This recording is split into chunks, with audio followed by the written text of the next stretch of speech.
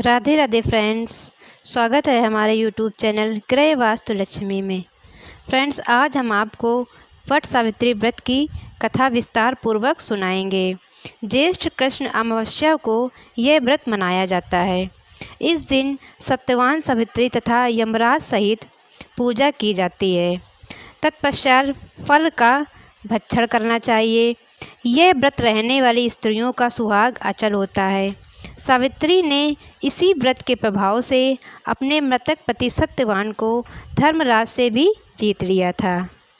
इस दिन बरगद के पेड़ की पूजा धूप, चंदन, दीपक, फल, रोली, केसर से करनी चाहिए तथा सावित्री सत्यवान की कथा सुननी या पढ़नी चाहिए।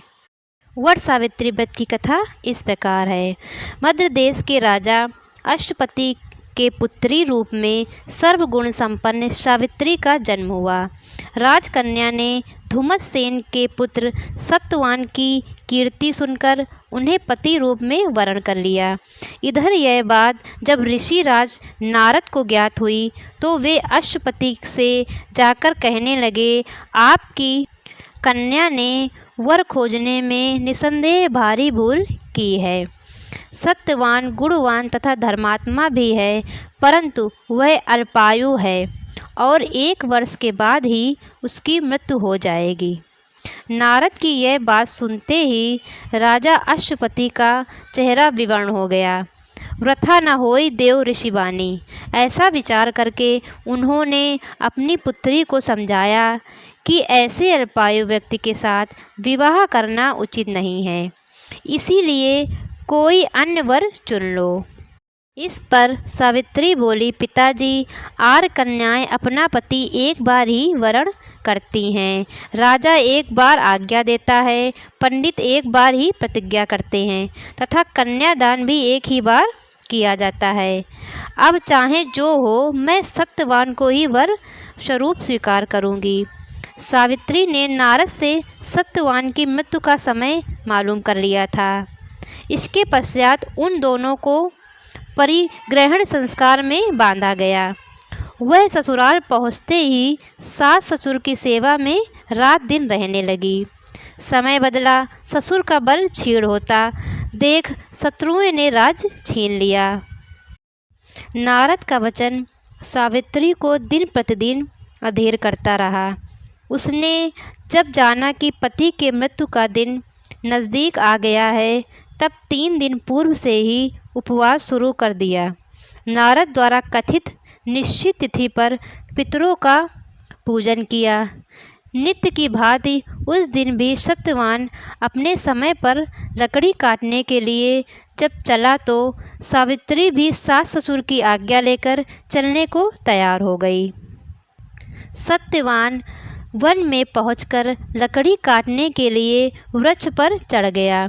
वृक्ष पर चढ़ते ही सत्यवान के सिर में असहनीय पीड़ा होने लगी।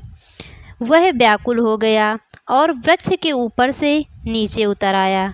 सावित्री अपना भविष्य समझ गई तथा अपने जंघे पर सत्यवान को लिटा लिया।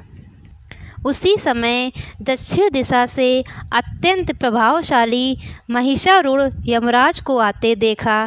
धर्मराज सत्यवान के जीव को जब लेकर चल दिए तो सावित्री उनके पीछे चल दी। पहले तो यमराज ने उसे देवी विधान सुनाया, परंतु उसकी निष्ठा देखकर वर मांगने को कहा। सावित्री बोली, मेरे सास ससुर वनवासी तथा अंधे हैं, उन्हें आप दिव्य ज्योति प्रदान करें। यमराज ने कहा, ऐसा ही होगा, अब लौट जाओ। यमराज की बात सुनकर उसने कहा, भगवान, मुझे अपने पतिदेव के पीछे पीछे चलने में कोई परेशानी नहीं है। पति अनुगमन मेरा कर्तव्य है। यह सुनकर उन्होंने फिर वर मांगने को कहा। सावित्री बोली, हमारे ससुर धुमतसेन का राज्य छिन गया है, उसे वे पुनः प्राप्त कर लें तथा धर्मपरायण हो। यमराज ने यह वर भी देकर लौट जाने को कहा, परंतु उसने पीछा न छोड़ा। अंत में यमराज को सत्यवान का प्राण छोड़ना पड़ा तथा सौभाग्यवती को 100 पुत्र होने का वरदान भी देना पड़ा। सावित्री को यह वरदान देकर धर्मराज अंतर्ध्यान हो गए। इस प्रकार सावित्री उस वट वृक्ष के नीचे आई जहाँ पति का मृत शरीर पड़ा था।